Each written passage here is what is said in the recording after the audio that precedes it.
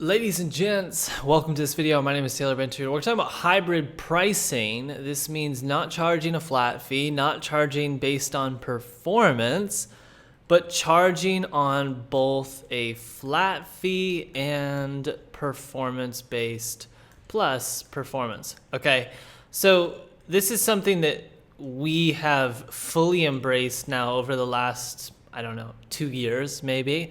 And we still sometimes, very rarely though, do straight flat fee retainer type model. And pretty much never in the last 2 years have we done a straight performance-based model, although we have done it prior to that. So we've tested out a lot of different models in our agency. I want to talk about why we like the hybrid pricing the most and why, and just how you should go about selecting your pricing. I've talked about other pricing models, but we're going to try to focus strictly on hybrid. So types of pricing first. We have flat fee, okay, and flat is basic. I recommend all beginners start with flat. Why? It's just the easiest model. It's the most simple to understand. It's basically also the most commonly accepted model in all industries, so it's great for beginners, okay? And I've seen some agencies scale really far to million plus MRR with flats. So you can go really far. You don't have to go to performance to get really far. So performance, which we're gonna, let's go a little bit deeper on this. This is more for advanced people, okay?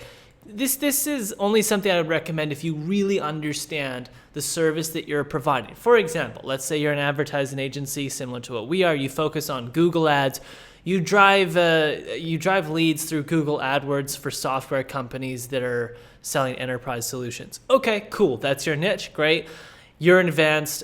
You should only offer this performance-based model if you have a great understanding of your service, because if you don't, you could end up way undercharging the client or way overcharging, and either way, it's not fun. It's better to overcharge than to undercharge. But the worst case is it's undercharged, or it just completely does not work out, which would be undercharging, and you could have made a lot more. So start with flat when you're starting out, and then you'll get a lot more experience, and you can move to performance if you want to test out performance. And again, the reason why you need to have experience is because, for example, when we started doing performance-based, I started to understand how much we could increase the advertising sales for the clients that we would work for and that we would work with. And so then I got a gauge. It's like, okay, on average, we can increase their sales about $40,000, $50,000 per month. I'm going to charge 3% of advertising revenue, or sometimes 5%, sometimes 8% of advertising revenue, plus a flat fee of much lower. So when I started out in Better AMS, it was just me. I would typically be over here and I would basically charge a 2 to 3K flat fee. Okay, we're just going to call this a FF. And that's great. But then I started recognizing, okay, I can on average increase the sales by this much. So what I started doing is I started testing okay, let me charge 1K FF plus 3% of ad rev on Better AMS campaigns, which is our advertising agency.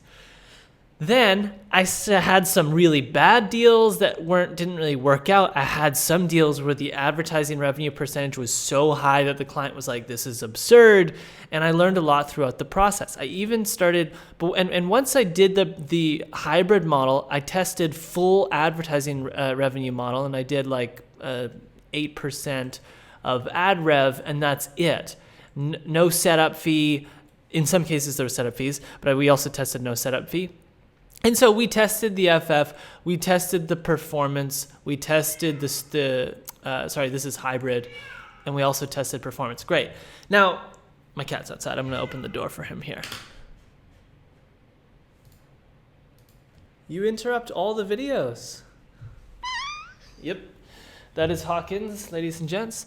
So we tested all of these. Now, why did we settle with hybrid being the predominant pricing model that we like to use? Let's talk about the benefits of a hybrid pricing model. First of all, when you can do a hybrid, typically your flat fee is going to be a little bit lower.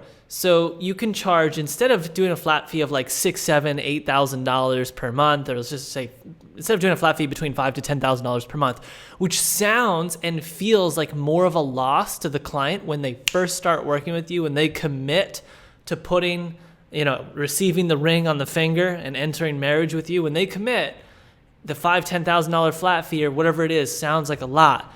So you can lower the cost, the barrier to entry and the pain that goes on in the prospect's mind when they start hearing your fees. So you can lower that. Let's say the average goes down from 5 to 10 to 2.5 to 5. Great. Now it's like, well, we can do a $3,000 flat fee plus 5% of advertising revenue or 1% of advertising revenue or whatever it is. And so now it's like, oh, okay, great. Prospect looks at that and they're like, oh, that's not too bad. That's not bad. And why is that? It's because 3%, they don't really know what it's going to come to. And so typically the prospects they're like, oh, okay, 3%, 2% sounds like very little. And from my experience, few people will ever try to really do the math. There's some prospects who are like, oh, but if you drive $1 million in extra sales or $100,000, it's going to be this much. And we'll just negotiate. Okay. And sometimes there's friction. And ladies and gents, if there's friction, be flexible. This is a good mental model to have with pricing. If the prospect doesn't like the pricing model that you pitch them, you can re-engineer it in a trillion different ways that gives you the same outcome. All right. So if they're like, I don't like the percentage of ad rev, great, charge a higher flat fee or put a cap on the amount that you could possibly make. If you're charging, $2,000 plus 4% of advertising revenue, and they're worried you're going to come out to a $20,000 retainer, which happens sometimes and has happened to us, we put a cap on it. We come to them and we say, okay, look, that's fair. We understand that. We're really proactive with our pricing. $20,000 for the service that we're providing on the account that you have isn't fair. We're going to charge no more than $8,000. Even if we drive $1 million in revenue on a 5% advertising revenue, we're not going to charge you that $50,000. We're just charging no more than $8,000, and we feel that that's fair. Great. Prospects' fear goes out of their mind. Okay, let's do this. Amazing.